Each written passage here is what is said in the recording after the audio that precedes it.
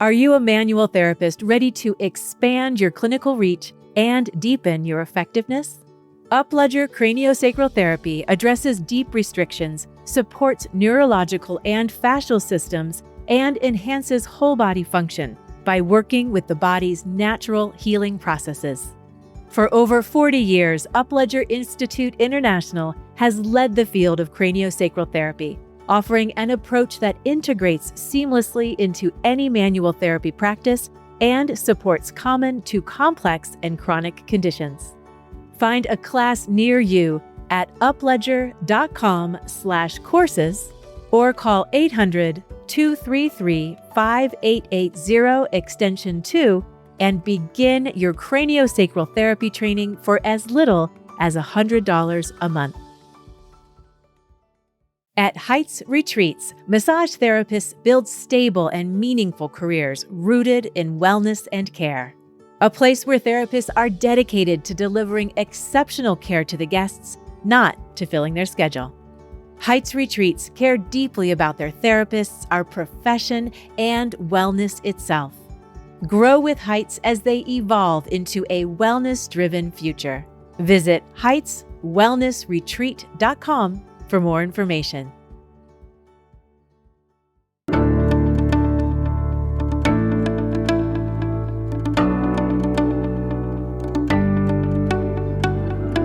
Hi, everyone. Welcome to the ABMP podcast, a podcast where we speak with the massage and bodywork profession. I'm Rachelle Clauson. And I'm Nicole Trombley. Rachelle and I are longtime massage therapists, and we write the Anatomy for Touch column for Massage and Bodywork magazine. And when we aren't writing or massaging, we are busy studying in the Dissection lab and teaching. We are the co-directors of AnatomySCAPES, a continuing education company for hands-on professionals. We have been on the road a lot the past few months, and we're just getting settled back home here in San Diego. We were in Italy for some research and to do a little presentation also of the plastinets that are at the University of Padova. And then we headed to Minnesota for the Northwestern Health Sciences Massage Therapy Symposium, where we gave the keynote presentation and taught 4 workshops. So fun. It was so much fun. It was great. New workshops, too. It has been a really big season for us already, and we are coming home to some pretty exciting news because early registration is now open for our fall in-person dissection courses. First up, in September, Journey into the Matrix, the Fascial System. This is our foundational course. This is the one that I honestly think that every massage therapist should take before they ever pick up an anatomy textbook. Yeah, because before bones, before muscles, before any of it, there's fascia. Fascia is the framework. It defines the texture, the density, the feel of every structure we touch. And when you understand it, the body starts to make sense in a way that school didn't quite give us. And the dissection lab was never really available for most massage therapists. That room belonged to the doctors and med students. Fascia is the story of movement, of injury, of pain, of recovery. So much of what we're navigating every massage session runs through this system.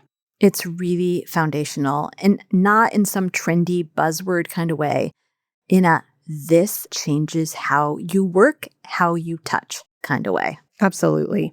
The course is built in 3 parts because we wanted to honor how hands-on learners actually absorb information. You start in the classroom with visual slide deck and 3D model making, building the concepts in your hands and in your minds. Then we move into the dissection lab where you get to observe live dissection and extensive hands-on palpation time. Finally, we bring it all back to your own body on the massage tables. And that last part really matters. This isn't information that we want you to leave in the lab. We designed it specifically so that the learning lands where it needs to, in your hands with your clients Monday morning. So let's talk about the work of hands-on therapists as we have people come into our offices. How do we feel or palpate the tissues? And more importantly, how do we know what we're feeling under our hands? Today, we're going to address the topic of palpation, the art of recognizing the tissues we touch. We're going to discuss what palpation is and how our hands are perfectly equipped for the task. We're going to look at something called touch dialogue. And we're going to go through some of these primary tissues of the body and discuss how we know what's what when we touch it. What is palpation? Well, the word palpation itself comes from the Latin word palpare, which means to touch. There's lots of different words for touch, but this one is often described as to stroke or to touch or handle gently. It interestingly has the same word origin as the word palm, as in the palm of our hand. So we're talking about touching with the palm. I particularly like the phrase handle gently. I think we forget how before we jump into our treatment, a gentle handling of the tissues can really tell us a lot about what's going on. And that reminds me that the first title we were actually thinking about for this podcast episode was actually Touch Me Kindly. The reason for that goes beyond just how profound kind touch can be. Some of it has to do with the nervous system organization in our palpation tool itself, our hands. Let's talk about the hands. As we think about palpation, oftentimes we consider what it is, the information that we're gathering from the tissues we touch. But the question we maybe haven't asked is, how are we gathering that information? Rachelle, you and I talk a lot about the anatomy of touch, and I think the hands are such an interesting way to talk about that because our hands are, not surprisingly, designed to touch. Every layer of the hand is built to touch.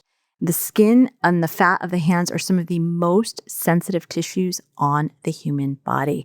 If you look beneath the skin of the hands, we don't actually find a lot of muscle in the hands. There are muscles in the hands, but a lot of the muscles that move our fingers, the muscle belly's found in the forearm. So if you actually looked under the skin in the hand, there's so much that is not muscle. We're going to find a lot of fat.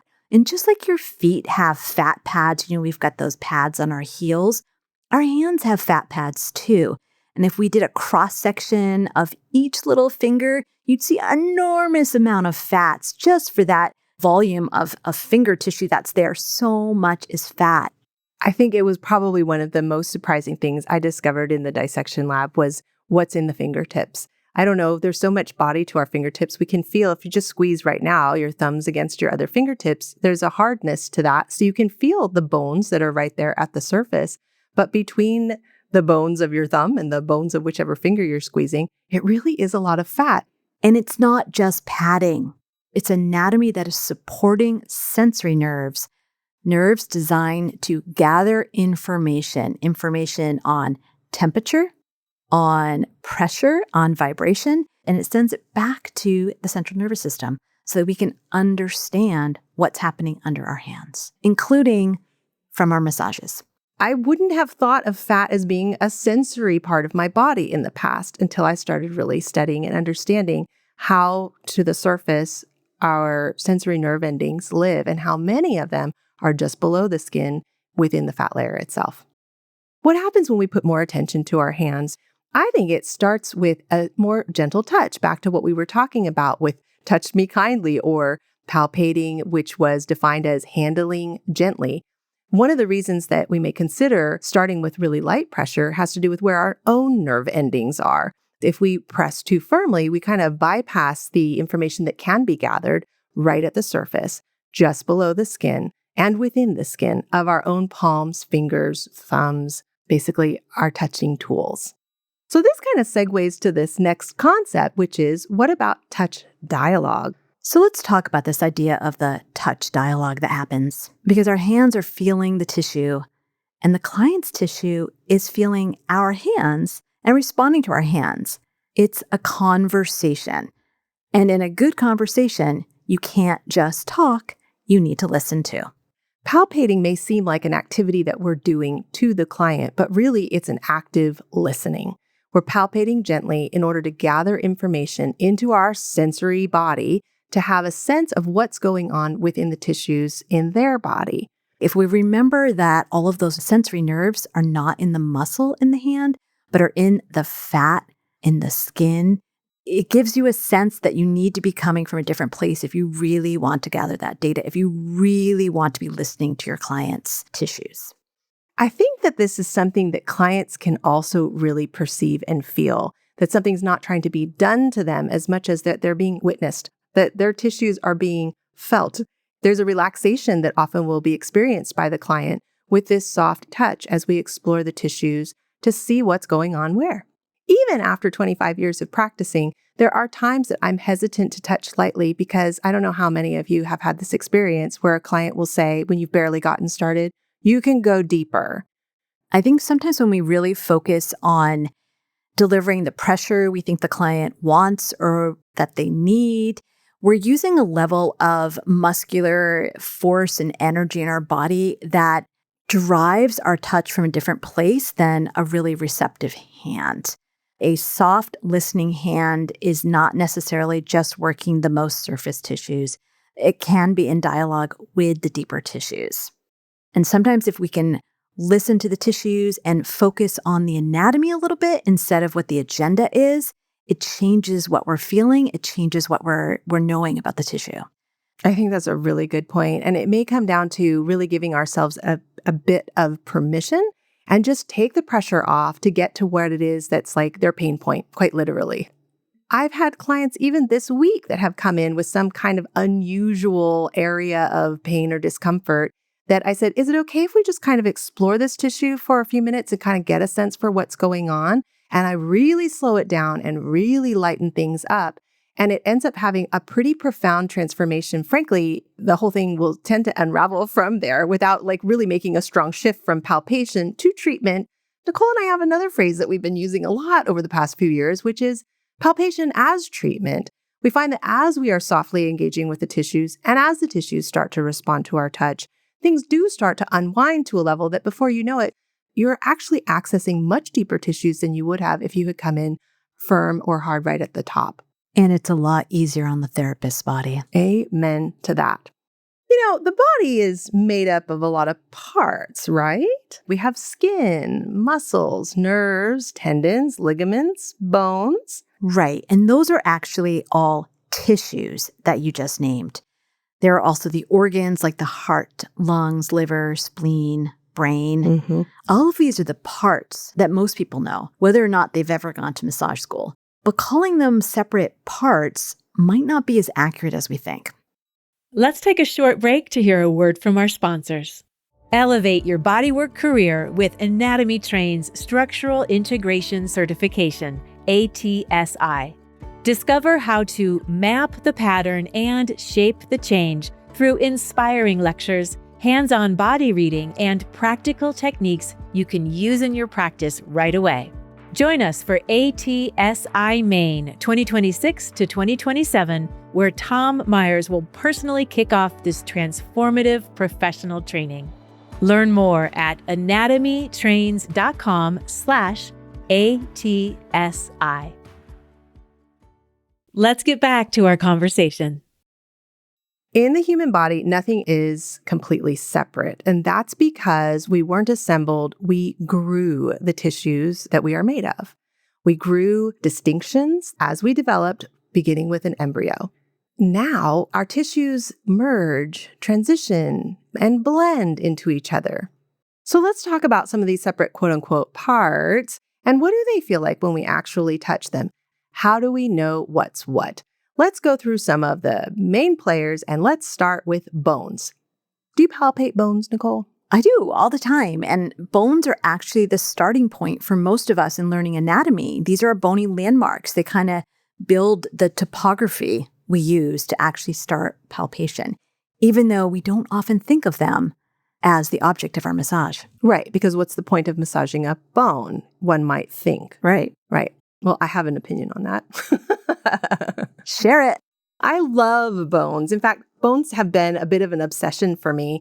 I don't know what it is about them, and I'm not sure if it's because I had a lot of craniosacral therapy training right off the bat, but I love looking at skulls. I love looking at pelvises. I love seeing how many different shapes of bones there are in the human body, and I have a fairly large collection of plastic bones. That I do know. Yes, and I feel that there is so much to be gained by just holding, palpating, and gently understanding the shape of bones in isolation. Because a lot of bones have deep pockets, a lot of depressions, a lot of ridges, a lot of little bony prominences. And each one of those are so significant because those are usually the places where muscles and fascia and tendons and ligaments have their points of connection. So when you understand a bone really well, just tracing the bones of your clients can lead you into where some of their most stabilizing, most dense, and sometimes problematic tissues can live. I had a client just yesterday actually ask me as I was going into her infraspinatus and following along the spine of the scapula. And she was like, she goes, how do you know? And I said, well, it's anatomy. Like I understand the anatomy. And this is such a common area of converging of a lot of fascias, a converging of forces that go through the body, and also the muscle itself that does quite a lot in her case, being that she is a regular ocean swimmer. Sometimes there's stories in bones that we didn't even know were there.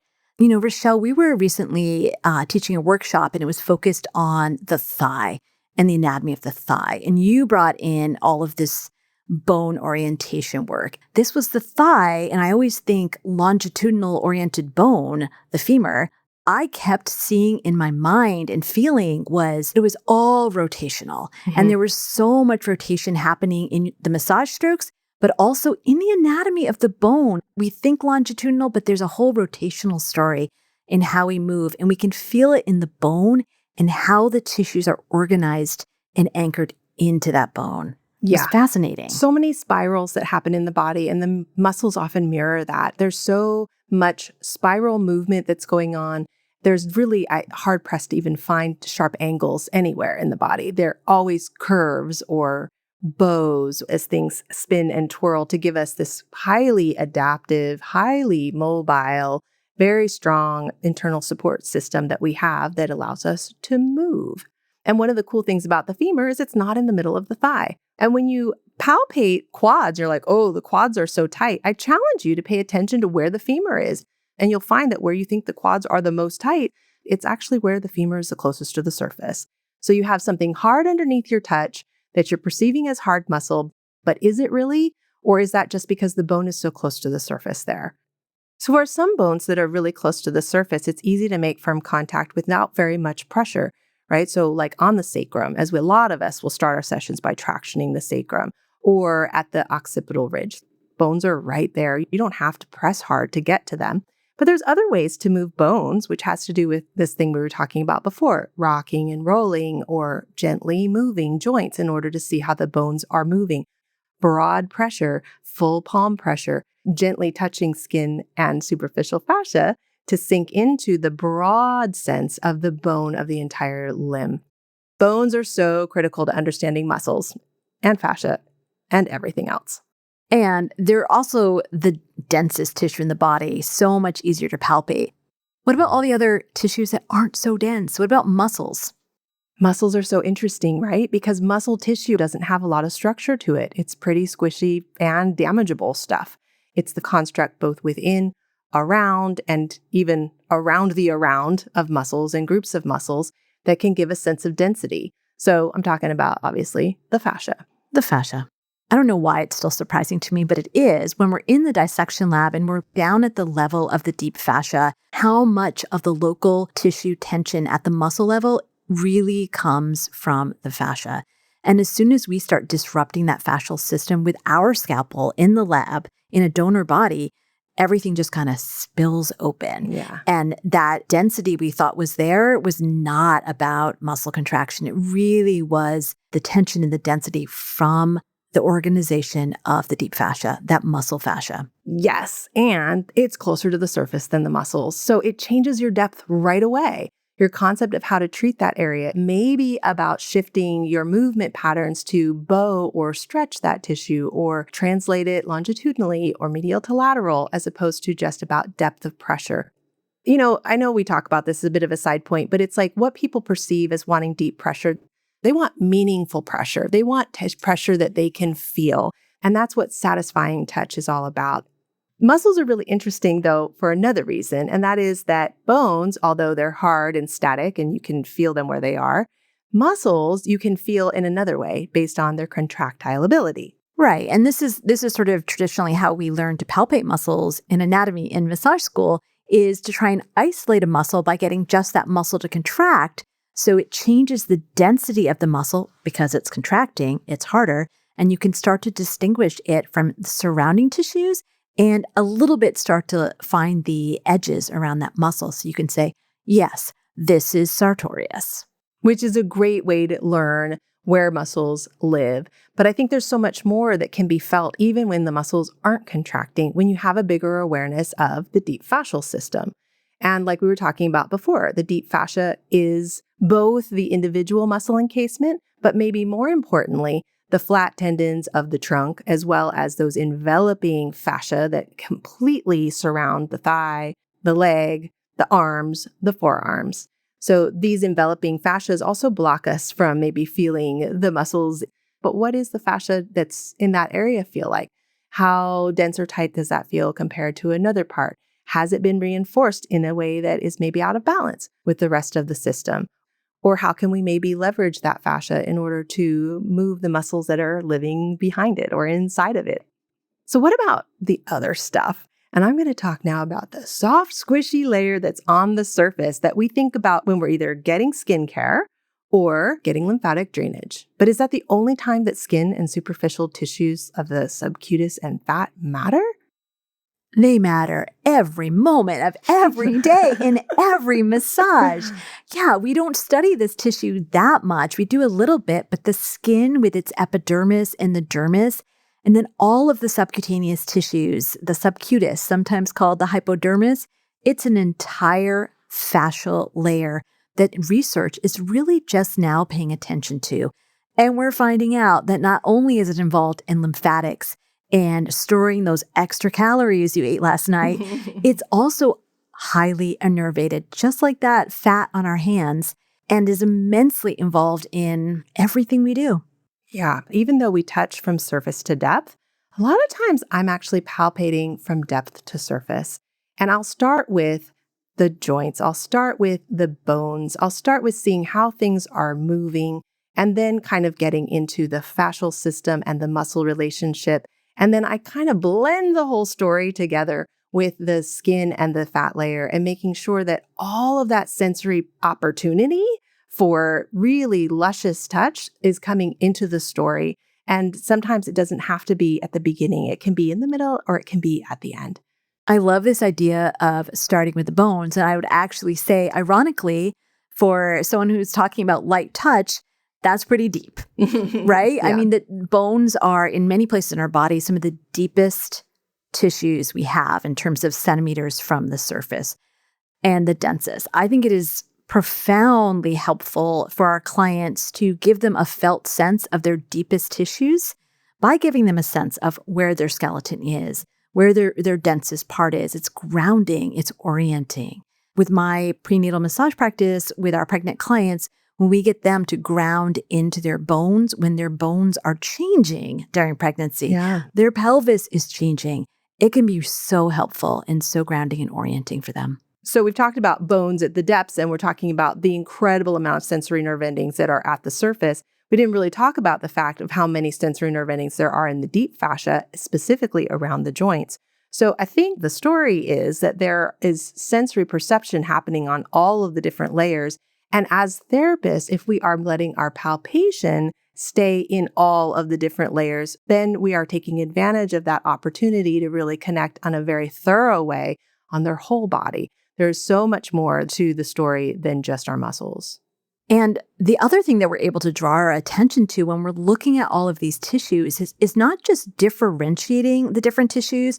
This is skin, this is fat, this is tendon, this is deep fascia, but we are actually able to start paying attention to the relationships between tissues. Are these two tissues tethered? Are they more adhered? Do they glide? We want the scapula to be able to glide over the back of the rib cage. But other areas we don't want glide, we actually want things adhered. And when we start backing our attention out from structures and muscles, we soften our agenda a little bit and get into listening to the tissues. Relationships start coming to the surface. And that's something that I think is really worth a second look when it comes to studying anatomy. And that relationship level is really important when it comes to how it is that we touch, because it gives us a whole nother thing to look for. When we come into the dissection lab, this idea of tissue relationships, if you're tuned into them, it's all you see. Yeah. Your perception changes from trying to find your favorite muscles and nerves to really looking at how they're connected. Because when you're in dissection, you're interrupting the relationships. Right. You can't open up this anatomy and explore unless you're interrupting. And as you interrupt, you're interrupting relationships. Which helps you understand them. It's the whole point. And this brings me to a thing that I've been thinking about a lot lately is why is it after 20 some years of practice do I still get so excited about massage? And I have to say, for me, I really feel that the secret sauce has been curiosity. It's something that's really interesting about having a deeper understanding of anatomy and tissue relationships beyond just what the structures are, but how it is that they're connected and separate from each other, is that it gives you a whole lot of things to be paying attention to and can give you this entire landscape of things to explore every single massage. It's never the anatomy chart, ever, like never. Even guys that work out at the gym all the time, never the same as the muscle guy that we have on our wall. Such a different picture. And so understanding these tissues gives me this foundation to really have a curious exploration through palpation, which I really feel strongly is part of what prevents burnout in our industry. If we get protocol driven and we always do the same thing, our work becomes a little bit factory-like. It becomes the same thing every single time, every single day. And you'll see where a lot of the continuing education that people seek out is like new protocols, new information. They want different ways to evaluate the body. They want different things to look for and then different things to do to it. And I think that those are all great, but something as simple as just being curious with really focused, meaningful palpation can bring so much richness to your practice for many, many years. It brings the art back. Yeah. It brings the art back into the massage therapy. If you want to know more about all the tissues you touch in your massage, not just the muscles, please come to the Dissection Lab. Our next Journey into the Matrix course is a deep dive into the fascial matrix, where it is, what it looks like, and what it feels like under your hands, how it responds to your movement and touch in your practice every day. And for those ready to go even deeper, we're also running our advanced 4-day Dissection Lab intensive. This is really the next part of the journey. Once you've gone into the matrix, then you get to explore the tissues yourself, where you learn the art and science of anatomy through hands-on dissection of unpreserved human whole body donors. Early bird pricing and payment plans are still available for both these workshops, and we would love to see you in the lab with us. We'll make sure the links are in the show notes. If you'd like to share your thoughts with us about this episode or any of the other ones, please don't hesitate to email us at info@AnatomySCAPES.com. That's all for now. I'm Rachelle Clauson. And I'm Nicole Trombley. Thanks for listening.